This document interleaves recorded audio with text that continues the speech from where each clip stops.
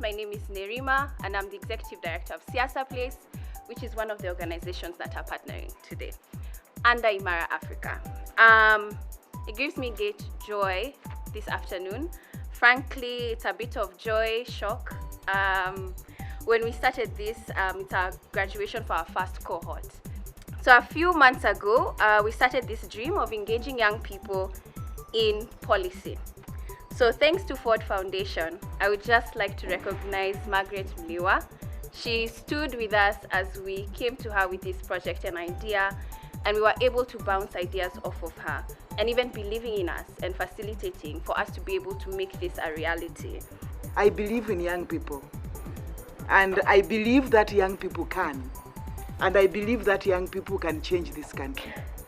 And that's why when Felix Nerima Gabriel walked into my office, I saw hope and I saw change.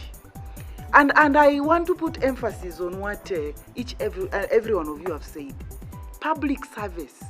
What is public service? And why do we call it public service? The program leans greatly towards experiential learning that participants had an opportunity to undertake community engagement in 3 targeted counties. And so guys went to Busia, and there's a group that went to Busia. There's a group that really focused in Kisumu, and then there's a group that focused in Kericho. In addition, through leadership cafes, public sectors and youth, public lectures and youth barazas, the program was able to give participants an opportunity to interact with industry and community leaders. I mean, it was a very exciting moment for me, even from the application process. In the 9 months, we've grown collectively as a group, we've bonded, and we've also grown as individuals.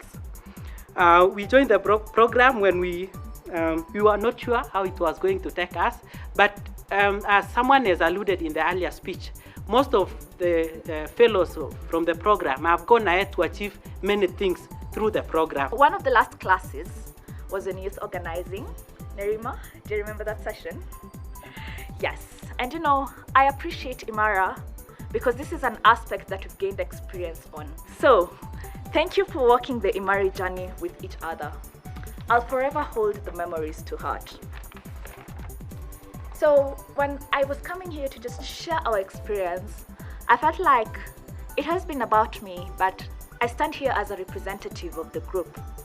So on Monday, I called Mary to just understand, really, I have had an impact on myself as Imara, but what about you? How did it impact on you?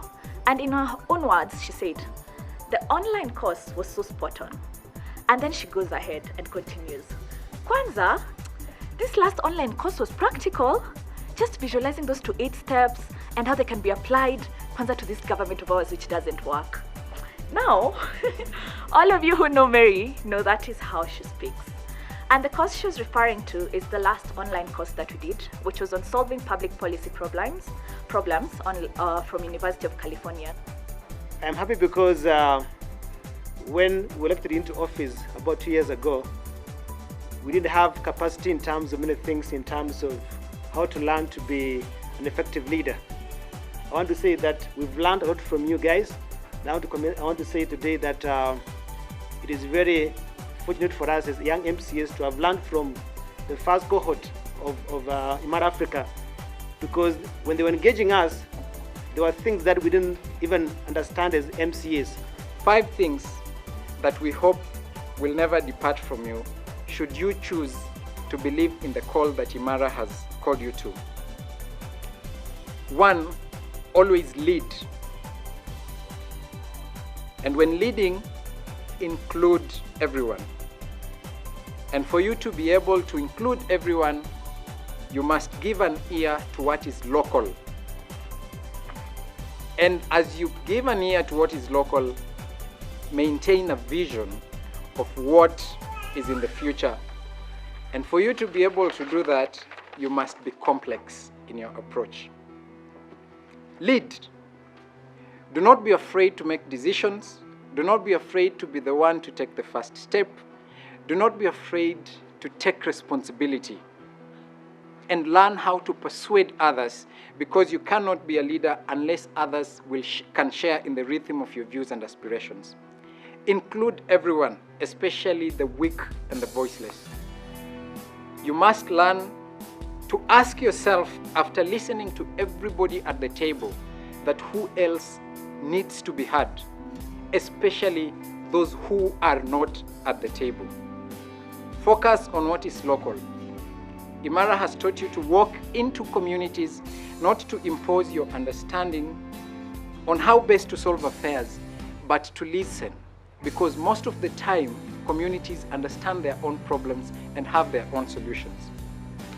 Keep a vision that transcends now, that imagines ages and generations into the future, and be complex. Analyze, learn, question the depth of issues. Do not fall for the allure of simplicity that is characteristic of our generation, because public issues is a balance of interests of many people, and that cannot be realized through cheap rhetoric that our politics is becoming today. Feel a little more, worry a little more, bother a little more, and do a little more. Because in this journey of life, a little more is what distinguishes which footprints remain to be seen long after we all have done the work. I wish you well in your journeys, and may God bless us all.